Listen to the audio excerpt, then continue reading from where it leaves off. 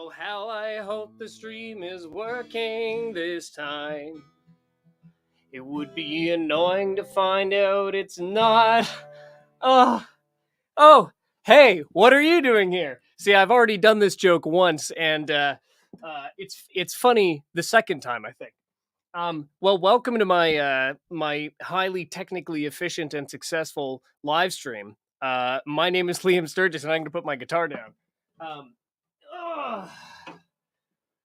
Once again, ladies and gentlemen, this is how the sausage gets made, and I'm gonna go ahead and ask Gabe if he can see the live stream. It looks like I can see the live stream, so welcome everybody. Thank you for your patience as I work through inevitable technical difficulties. It's just been one of those weeks, but everything worth achieving is worth struggling through. The boulders that are thrown in the way are the ones that you then need to either invent or locate the acid to burn through. Anyway, enough about that. Welcome back. This is our second micro journey. 2 weeks ago, I did my first in this new series after my departure from the Rounding the Earth podcast. Huge thank you for the support I've gotten so far. In particular, thank you to Sovereign, a wonderful media platform that has given me a verified channel on there. And Ben Swan and the team there are, I think, doing a really good thing. And I appreciate being given a platform. So let's jump right in with our second micro journey today with me, Liam Sturgess.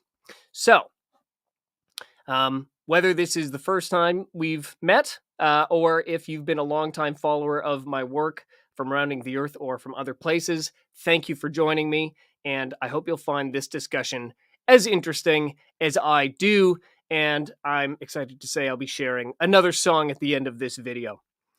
Now, for some background on today's topic, I do recommend reading my article from yesterday if you have not yet had a chance. It's called Liberty Dies in Your Pocket. And as you can see, what we're going to talk about today is how Mastercard saved Africa and will save you too. Now, if that doesn't scare you, I don't know what will. But before we get started in earnest, I do highly recommend I invite you to sign up for a paid subscription to the Microjourneys series, either on Substack or on Rumble. You can leave a tip. You can sign up, I think, for recurring tips. But that is the way that you can continue to support me as I now go independent into this world of entertainment and investigative journalism. So let's dive right in. Now, something very interesting happened this week. On Monday, June 5th, the World Health Organization and the European Commission issued a joint statement announcing the introduction of the WHO Global Digital Health Certification Network.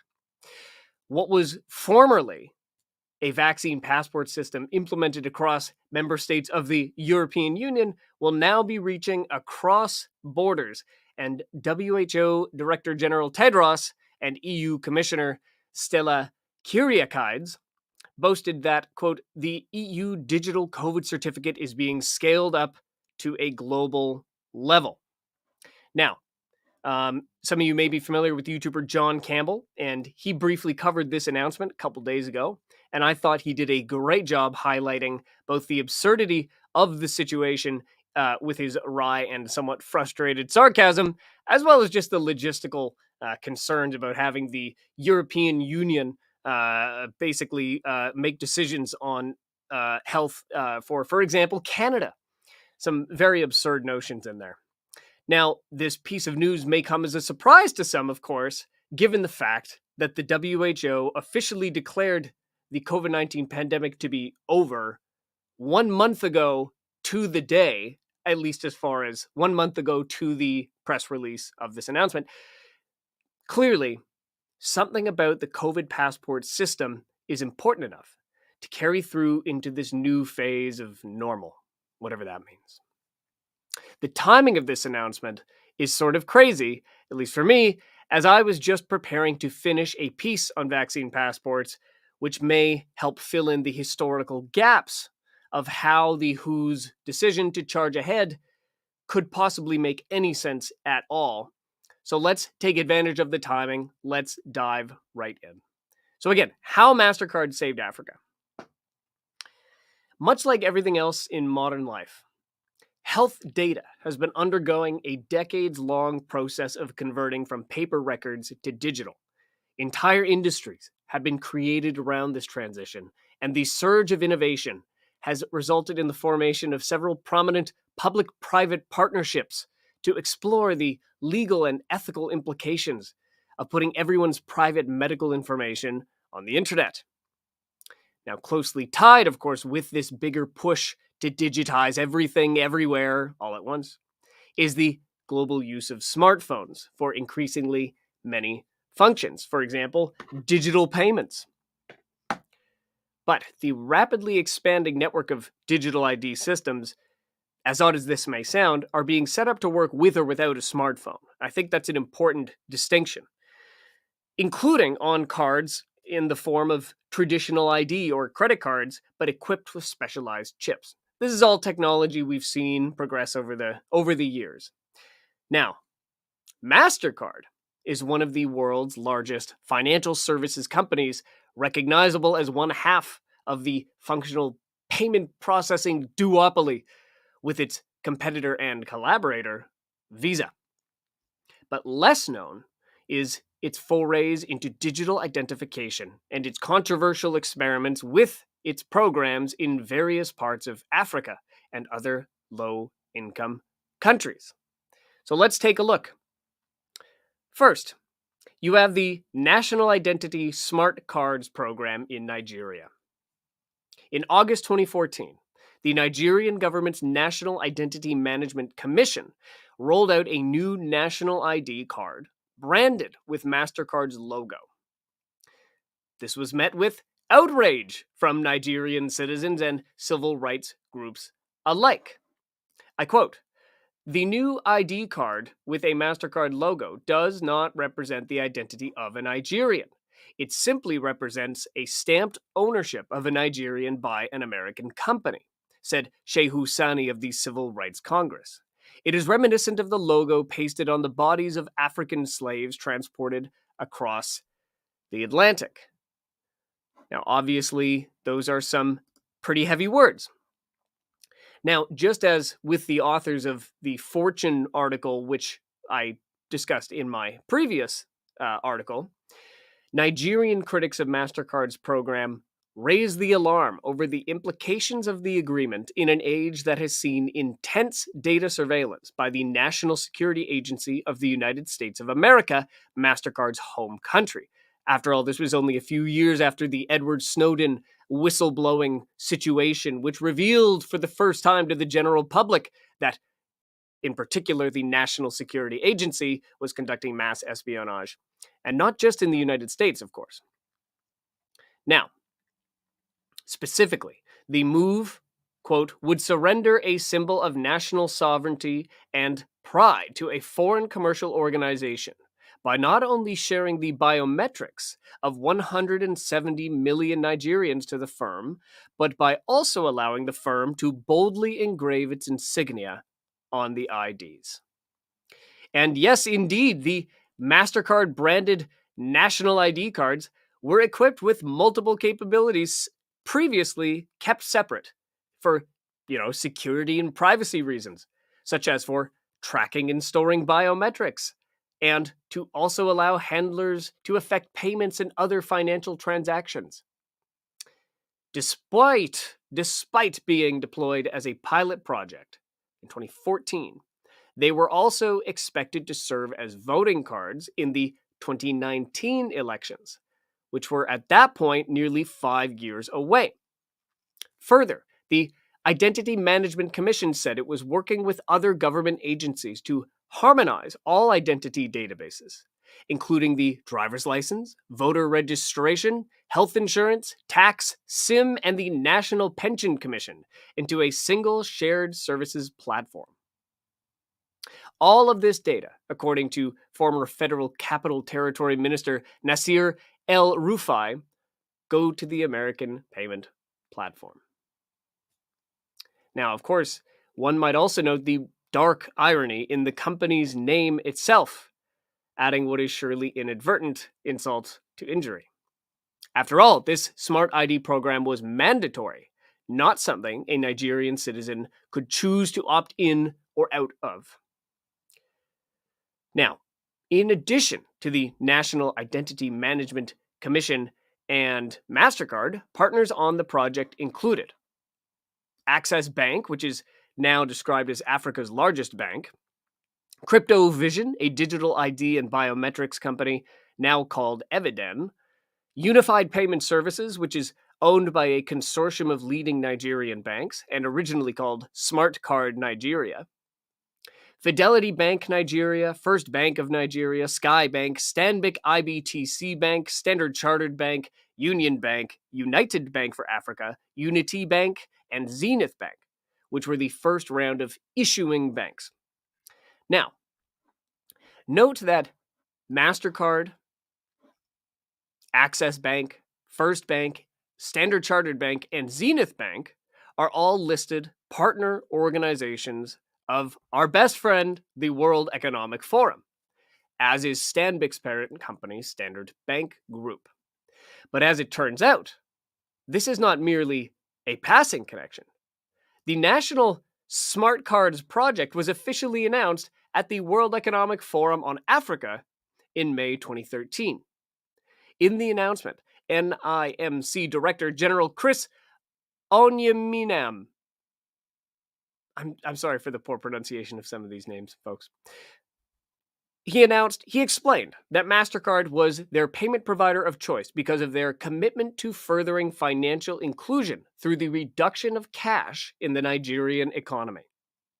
MasterCard's president for the Middle East and Africa, Michael Maybach, elaborated, saying the company has been a firm supporter of the Central Bank of Nigeria's cashless policy as we share a vision of a world beyond cash.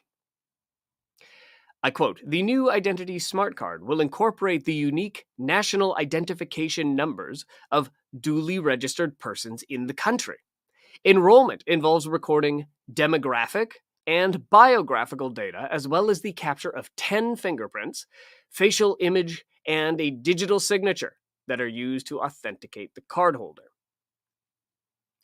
Now, it is perhaps alarming for some to consider the scale and scope of data capture involved in MasterCard's Smart Cards program.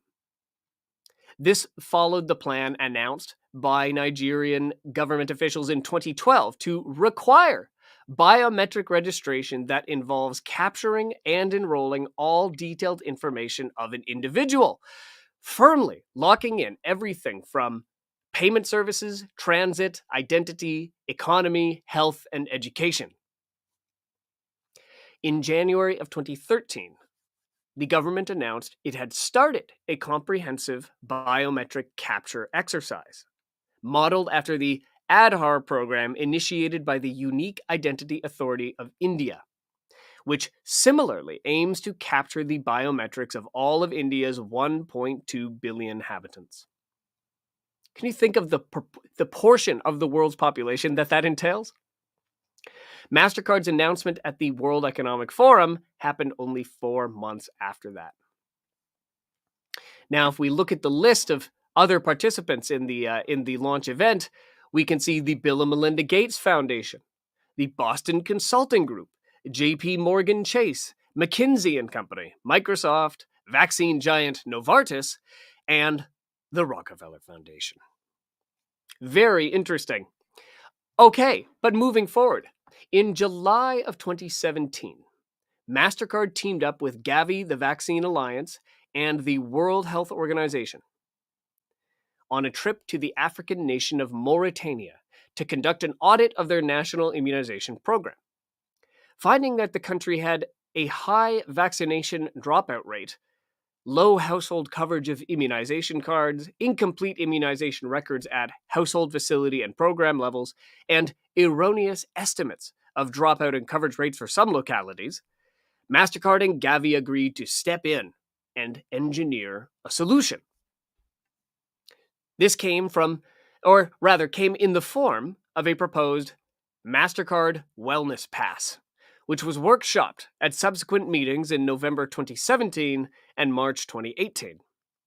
Gavi received a thumbs up from Mauritania's Minister of Health at the World Health Assembly in May 2018, and the Wellness Pass was officially announced to the world on December 11th, 2018.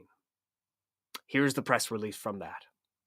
Now, much like Nigeria's National Identity Smart Cards, this new pass would collect a slew of information on the holder, following them through the rest of their lives.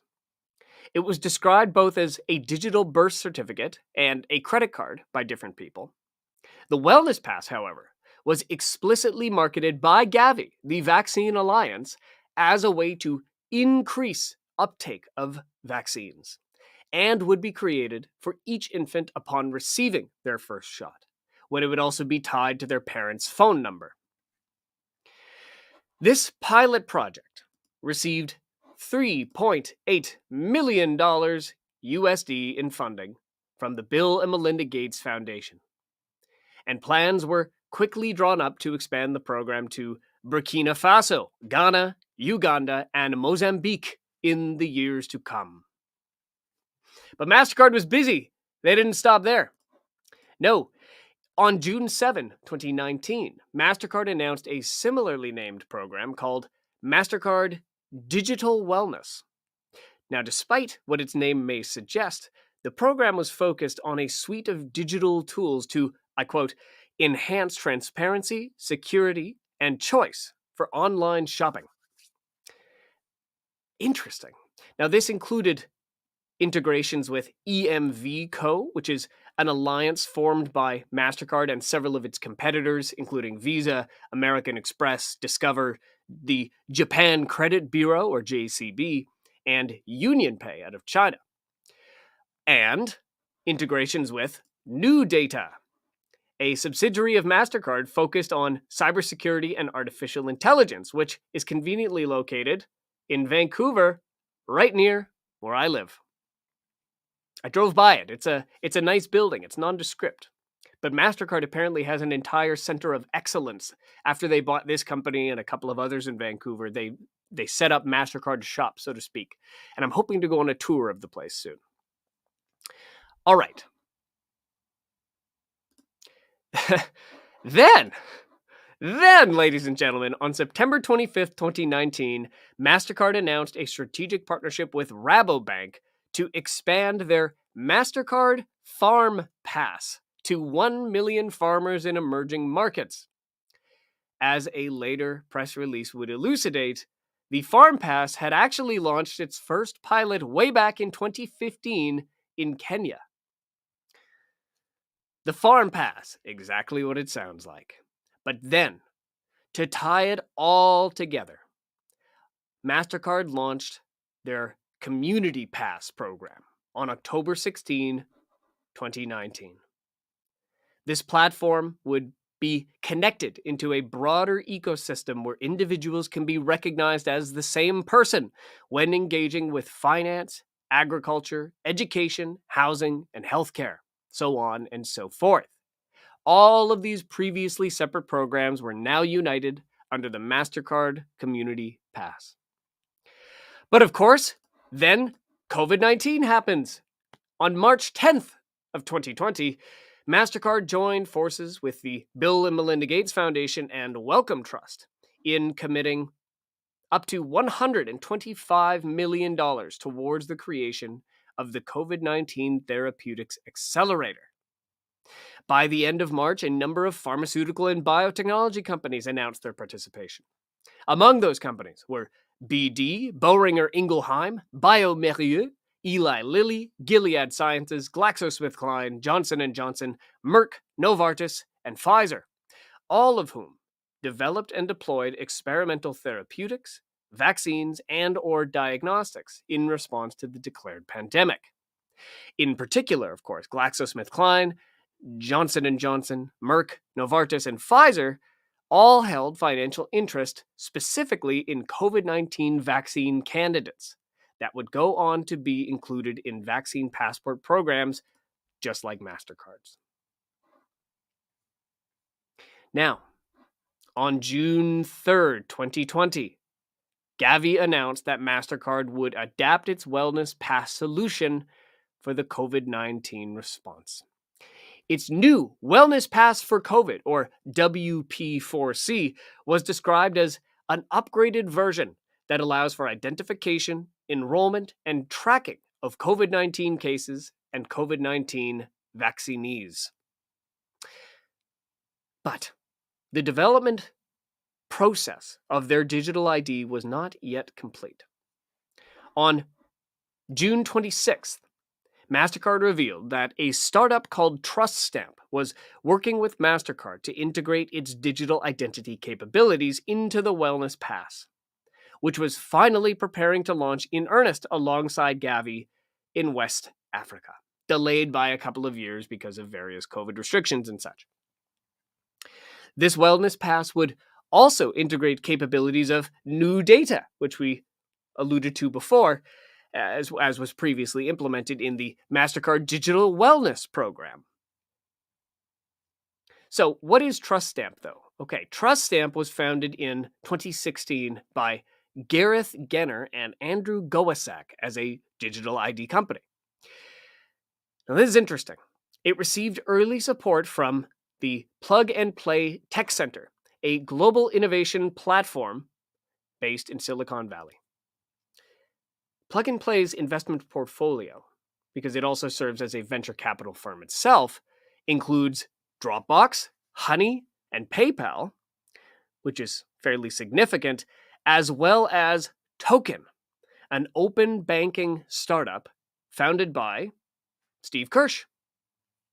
Now, many people watching will know who Steve Kirsch is. He was one of two inventors of the optical mouse. He was a funder of early treatment into COVID-19, specifically through the COVID-19 Early Treatment Fund, and has since gone on to form the Vaccine Safety Research Foundation, and at some point in 2020 had connected with one Dr. Robert Malone to pursue a emergency use authorization for something through BARDA, which is a government agency involved in the COVID response. So that's just a little refresher on who Steve Kirsch is.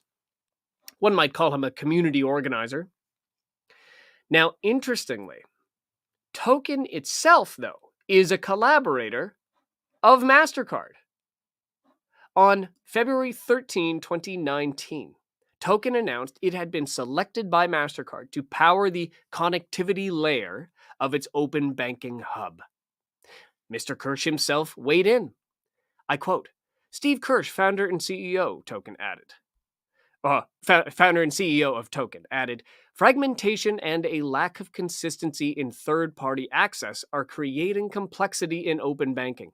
So we welcome the chance to work with Mastercard and leverage Token's open API platform to address these issues at scale and together accelerate the global adoption of open banking. Very interesting. Now, let's do it this way. Token isn't Kirsch's only venture based in the realm of digital ID. In 2011, he founded a company called OneID, a startup that sought to establish, quote, a new kind of single sign-on security for the web by unifying all of one's devices and profiles into a multi-layer ID verification system. One application of his idea, for example, was merchants being able to establish your identity at a checkout stand by holding a phone over a scanner.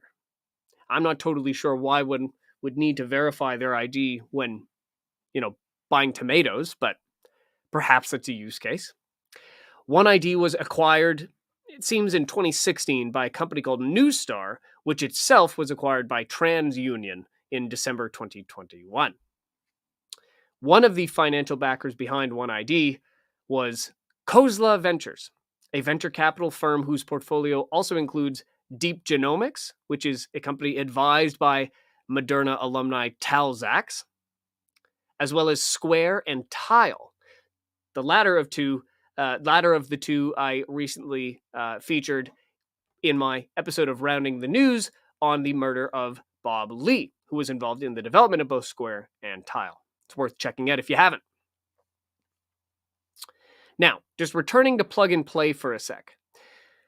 There were too many logos for me to put on the screen, but their website prominently lists its partners as including Amazon, Bayer, Canada Post, the Canadian National Railway, Facebook, Merck, Norfolk Southern of East Palestine, Ohio fame, Pfizer, Roche, the Society of Actuaries, Visa, Walmart, and many, many others, including, of all things, the United States Agency for International Development, or USAID.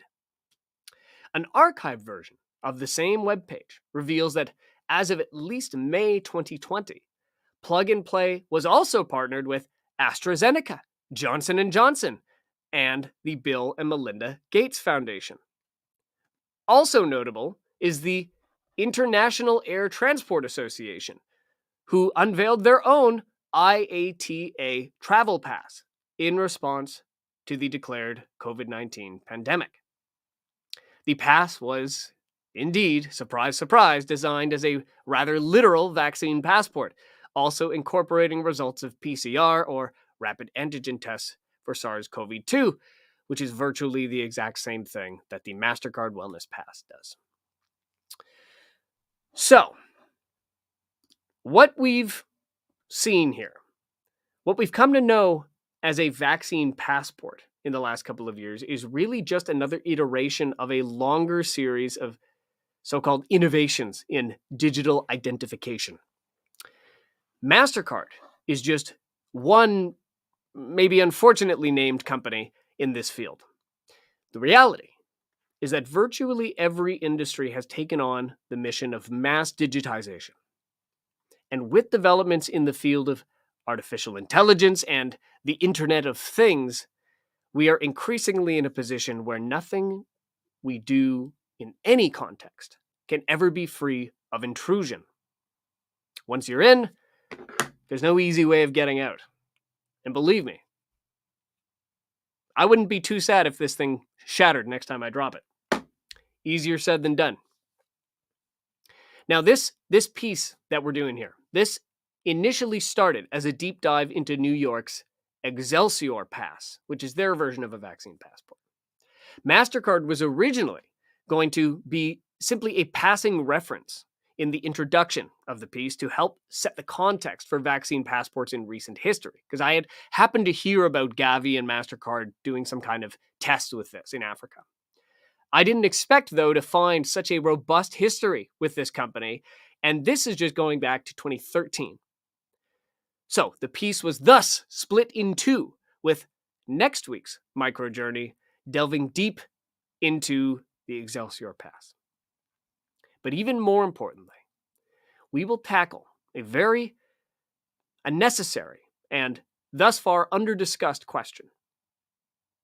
If different regions across the world deployed entirely different, you might even say competitive, versions of a vaccine passport, some limited to paper cards, others going full green pass, then is that not a signal that we're still far off from the full implementation of a global digital passport?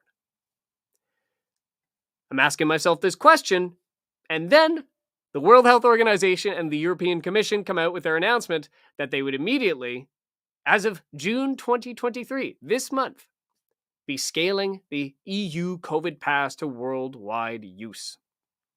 I couldn't believe the timing, and I promise I didn't cause this. Let's call it convergent thinking. And I've noticed, by the way, other what do you want to call it? Content creators, investigative journalists, personalities, people who think and then talk about it publicly, have, even prior to this WHO announcement, themselves also been talking about digital ID more. So convergent thinking indeed, I think. But this emphasizes the importance of rapidly, efficiently, and accurately building our knowledge of what has been done already in order to best understand what is now definitely coming next. So, next week, at the same time, join me again as we dive deep into the Excelsior Pass. Believe me, it's a doozy. So thank you for joining me for today's micro journey. Now, I'd like to play us out with the song once again. And thank you for bearing with me as I figure out how to get all this tech stuff working exactly the way I want it to.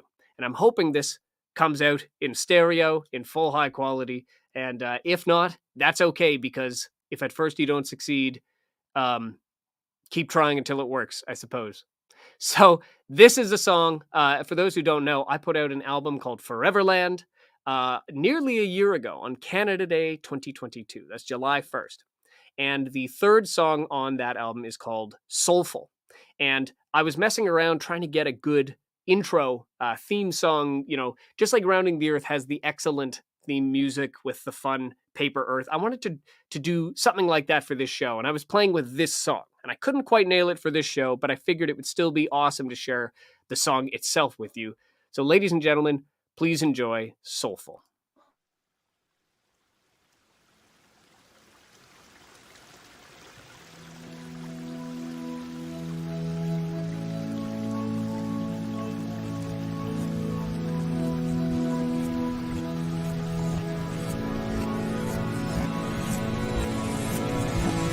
Some only know the places they've grown under the weight of stones that they've thrown, losing their way, frozen alone. Horizons overgrown.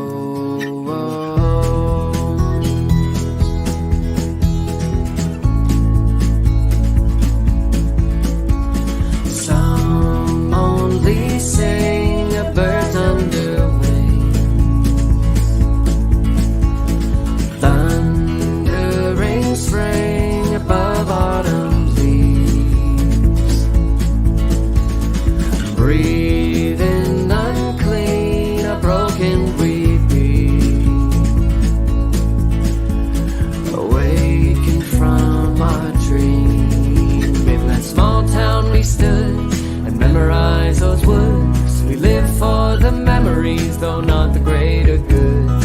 We never had a plan, but through the fields we ran. We were so full and free. Il m'a promis qu'il entend mes cris. Seul aujourd'hui, douleur définie. Cherchons ensemble, nous trouverons le fond. C'est l'heure, nous arrivons. In that small town we stood and memorized those words. We live for the memories, though not the greater good. We never had a plan, but through the fields we ran. We were so full